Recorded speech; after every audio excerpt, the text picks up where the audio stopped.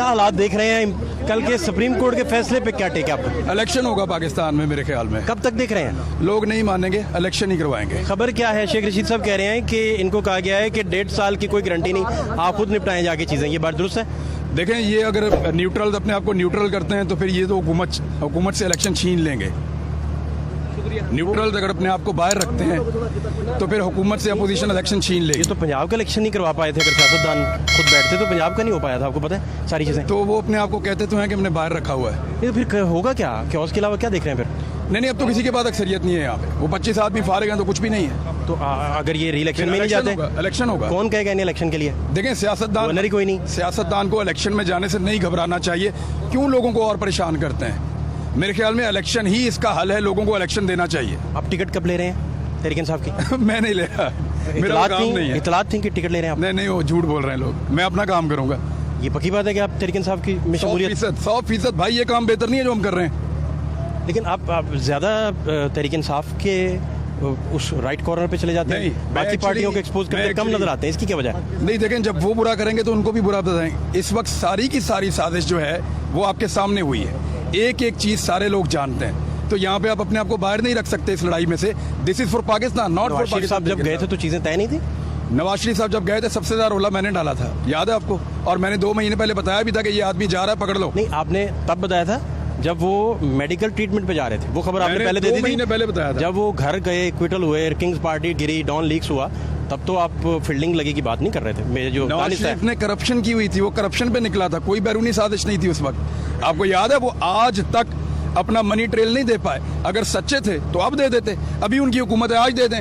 आज भी वो क्या कर रहे हैं, एक ऑफिसर मर गया, दूसरा अस्पताल में पड़ा है, आधे बलूचिस्तान में, आधे सिंध में है। जीआईटी चंद अफसर हजारों पेजेस लिख के डाल देती है, कैसे बने सारा? उनमें से किसी एक पेज के ऊपर जवाब नवाज शरीफ नहीं दे सका। वो वापस आए ना, आके जवाब दे, भागा क्यों है? जुडिशरी के मामला भी उन दिनों के आपको याद है, व्हाट्सएप कॉलें जाती होती थी। वो जो कुछ भी आप, मैं कह रहा हूँ उस कॉर्नर पे बात कम की आपने। नहीं, मैंने क्या बात, ये रिंग रोड स्कैंडल भी मैं लेकर आया था। उस्मान बुज़दार के 12 केसेस भी मैंने खोले थे। मैं कर रहा था उसके ऊपर काम, और तो कोई नहीं कर रहा था। मैं आज भी कहता हूँ कि जिस आदमी का ये नाम लेते हैं, चाहे वो फराह खान है, चाहे वो ये उस्मान बुज़दार है, चाहे वो जितने भी लोग करप्शन करने वाले हैं, सब पे केसेस बनाए। इमरान खान साहब की सबसे बड़ी गलती बताएं। इमरान खान की सबसे बड़ी गलती उस्मान बुज़दार, मुझे आज भी लगता है। वो तो घर चले गए सिविल मिलिट्री कॉन्फ्लिक्ट के चक्कर में, बुज़दार से शुरू हुआ। जो भी हो, मुझे ये उनकी गलती लगती है। इस गलती को मैं कभी भी ऑन नहीं कर सकता और कोई पाकिस्तानी नहीं करेगा। डीजीआई के नोटिफिकेशन के मामले पे जो मामला लिंगर ऑन हो गया, वो इमरान खान की गलती नहीं थी।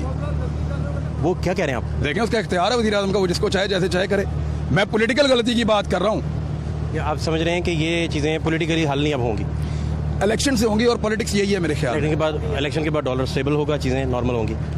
मुझे नहीं पता, हो सकता है और मुश्किलात आ जाएं, लेकिन लोगों को इलेक्शन दें, क्यास खत्म करें। अगर इलेक्शन में इमरान खान 60 सीटें जीतते हैं, फर्ज करें, एक 160 की बात कर लेते हैं, एक 60 की कर लेते हैं, बिल्कुल ठीक है। 60 जीतते हैं तो तहरीक इंसाफ मान जाएगी इनको?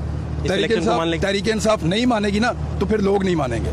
मैं आपको बता देखें, इलेक्शन करवाएं, जो जीते वो हुकूमत में आ जाए। तहरीक इंसाफ जीती आ जाए, हारती है बाहर निकालें इनको। लेकिन अमेरिका विल नॉट डिसाइड कि आप इस्लामाबाद में पैसे चलाएं, आप बंदों को लेकर आएं, आप बंदों को खरीदें, आप ज़मीर खरीदें। मैं खुद हर चीज़ का एविडेंस हूँ। मैं वहीं पे मौजूद था उस होटल में जहाँ याशियाँ हो रही थी।